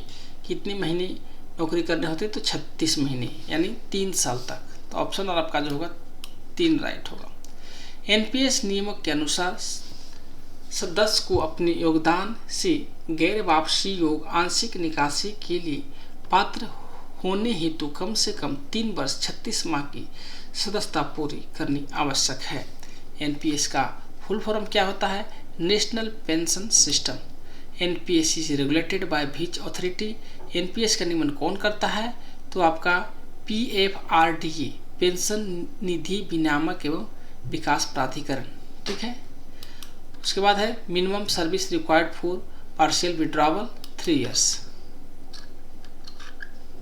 नेक्स्ट है यहाँ पे are the maximum number of school passes admissible for each child for a railway servant in a year. एक वर्ष में रेल सेवा के प्रत्येक बच्चों के लिए स्कूल पास की अधिकतम संख्या कितना होता है, तो 3 पूर्ण सेट यानी 6 हाफ सेट होगा। ऑप्शन नंबर 1 राइट होगा, 3 सेट मिलता है। रेलवे पास नियम के अनुसार प्रत्येक बच्चों को एक वर्ष में अधिकतम 3 पूर्ण सेट या 6 हाफ सेट स्कूल पास की अनुमति है।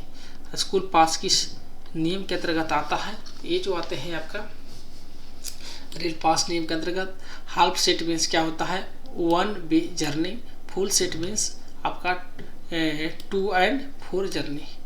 ठीक है, सेवा में रहते हुए औसत वेतन अवकाश रेल में प्राप्त करते हुए नकदीकरण डैश दिनों से अधिक नहीं हो सकता है। तो कितने दिनों से अधिक नहीं हो सकता है, तो 60 दिनों से अधिक नहीं हो सकता है। तो ऑप्शन आपका जो होगा 1 राइट होगा।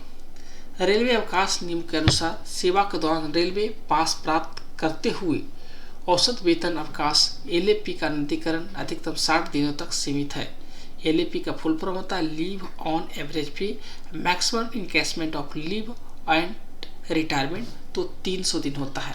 तो रिटायरमेंट पर 300 दिन कर सकते हैं और आपका यहाँ पे जो है सेवा के दौरान 60 दिनों तक कर सकते हैं।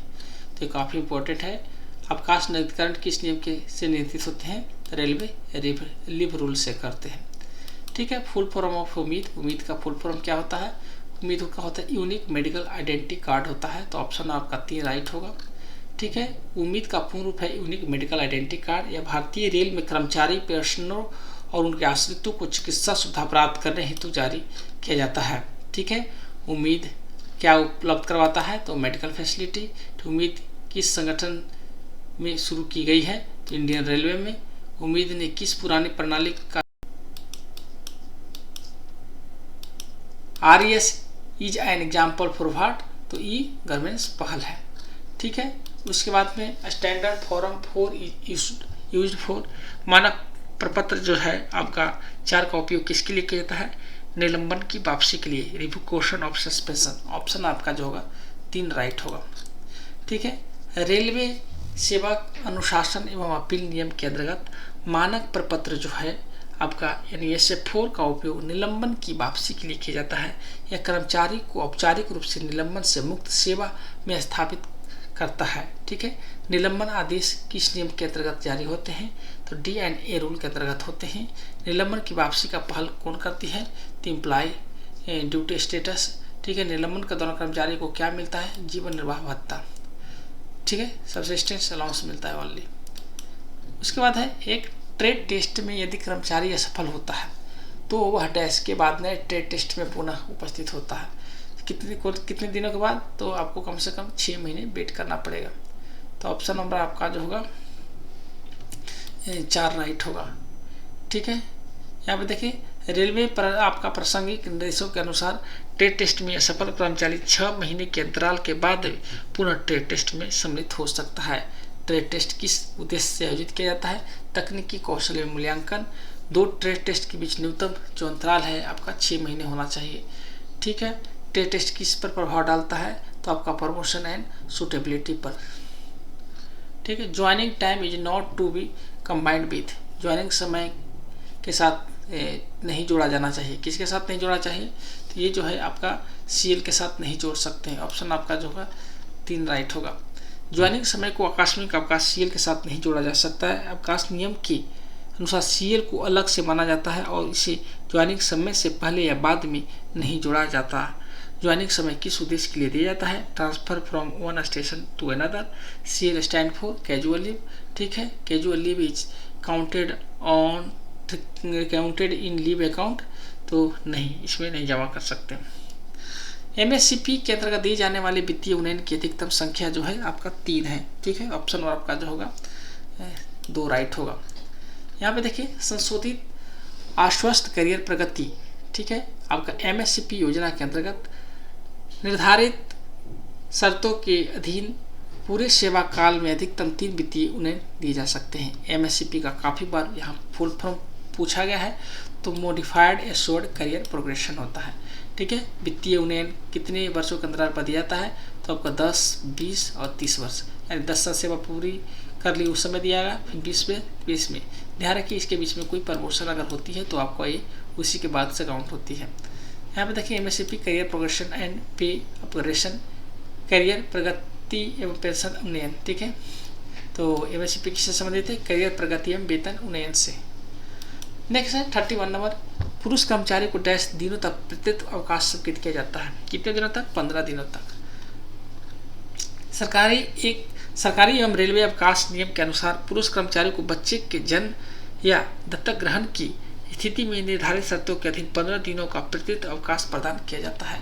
प्रत्येक अवकाश बच्चे के जन्म के कितने महीने के भीतर लिया जा सकता है, तो 6 माह के भीतर लिया जा सकता है। क्या प्रत्येक अवकाश खाते में जोड़ा जाता है, तो नहीं। महिला कर्मचारियों के लिए मातृत्व अवकाश कितने दिनों का होता है, तो 180 दिनों का होता है। सेवानिवृत्ति के समय औसत वेतन अवकाश LAP की अधिकतम संख्या 10 दिन होती है, जिसे नगद किया जा सकता है, तो 300 दिनों तक कर सकते हैं। हाँ, सर्विस काल में कितने दिन तक, तो आपका 60 दिन का कर सकते हैं, यानी 10-10 दिन करके 6 बार आप ले सकते हैं। इसके बीच में गैप कम से कम 2 साल की होनी चाहिए। रेलवे अवकाश नियम के अनुसार सेवानिवृत्ति के समय औसत वेतन अवकाश LAP का अधिकतम जो 300 दिन तक नवीनीकरण कर सकते हैं। सेवानिवृत्ति पर अवकाश नगद अधिकतम सीमा जो है आपका 300 है। और LAP प्रति वर्ष किस दर से जमा होती है, तो 1 साल में 30 दिन मिलता है। और क्या अवकाश नवीनीकरण कर योग्य है, तो आपका आयकर नियमों के अनुसार आंशिक छूट है। ठीक है। रेल सेवक की किसी भी चल संपत्ति के लेने की सूचना सरकार को देनी होगी। यदि इस लेन देन का मूल्य अधिक हो तो 2 महीने के मूल वेतन से अधिक हो, तो ऑप्शन आपका एक राइट होगा। रेल सेवक पर लागू आचरण नियम के अनुसार यदि किसी चल संपत्ति के लेन देन का मूल्य कर्मचारी के 2 माह के मूल वेतन से अधिक हो तो उसकी सूचना निर्धारित प्राधिकारी को देना अनिवार्य होता है। रेल सेवकों पर कौन से आचरण नियम लागू होता है? तो आपका रेलवे सर्विस कंडक्ट रूल लागू होती है। अचल संपत्ति के लेन देन के लिए क्या आवश्यक है? तो आपका पूर्व सूचना या अनुपति। संपत्ति निवारण नियमों का उद्देश्य क्या है? पारदर्शिता सुनिश्चित करना एवं भ्रष्टाचार को रोकना। 34वां प्रश्न, एक रेल सेवक की क्यूमुलेटेड पेंशन डैश की अवधि के बाद बहाल की जाती है, तो कितने वर्ष के बाद में? 15 वर्ष के बाद में। ऑप्शन आपका जो होगा एक राइट होगा। देखिए, पेंशन नियम के अनुसार क्यूमुलेटेड पेंशन का हिस्सा क्यूमुलेटेड पेंशन की तिथि से 15 वर्ष पूर्ण होने के बाद पुनः बहाल किया जाता है। पेंशन का क्यूमुलेशन क्या है? तो पेंशन का एक भाग के बदले एक मुफ्त भुगतान, ठीक है, lump sum payment in लिeu of part pension, ठीक है। यहाँ पे देखिए, पेंशन का अधिकतम कितना प्रतिशत क्यूमुलेट किया जा सकता है? 40%। बहाली की अवधि किस तिथि से गिनी जाती है? तो डेट ऑफ आपका क्यूमुलेशन की तिथि से। आरटीआई अधिनियम के अंतर्गत आवेदन प्राप्त होने के उपरांत लोक सूचना अधिकारी तो आवेदक को सूचना प्रदान की जाती तो नोट प्राप्त करने के 30 दिन के भीतर, तो ऑप्शन आपका जो होगा 2 राइट होगा। यहाँ पे देखिए, तो सूचना अधिकार अधिनियम आरटीआई अधिनियम 2005 के अनुसार लोक सूचना अधिकारी पीआईओ आवेदन प्राप्त होने की तिथि से 30 दिनों के अंदर भीतर मांगी गई सूचना प्रदान करनी होगी, ठीक है। आरटीआई अधिनियम किस वर्ष लागू हुआ था? 2005 में। जीवन एवं स्वतंत्रता संबंधित मामले की समय सीमा जो रखी गई है इसमें 48 घंटे रखा गया है। अगर जीवन एवं स्वतंत्रता से संबंधित मामला है तो 48 घंटे के भीतर उनको जवाब दिया जाएगा। प्रथम अपील अधिकारी कितने समय में निर्णय देता है? तो 30 से 45 दिनों में देता है, फर्स्ट अपील करते हैं तो दोस्तों फाइनली यहाँ पे ये जो है क्वेश्चन पेपर समाप्त हुआ। इसमें जो है इस्टेब्लिशमेंट से रिलेटेड, यहाँ पे फिनांस से रिलेटेड काफ़ी अच्छे लेवल के प्रश्न पूछे गए थे। देख सकते हैं यहाँ पे आपका जो क्वेश्चन था आपका मॉडरेट टू टफ लेवल का क्वेश्चन था, तो इसको अच्छे से यहाँ पे क्लैरिफाई करने की कोशिश किया हूँ। यहाँ पे 35 प्रश्न थे, तो लगभग आप लोग 100 से अधिक क्वेश्चन यहाँ पे डिस्कस किए हैं। तो आपको वीडियो कैसा लगा? वीडियो अच्छा लगे तो वीडियो को लाइक, सब्सक्राइब एंड शेयर करना ना भूलें। वीडियो देखने के लिए धन्यवाद।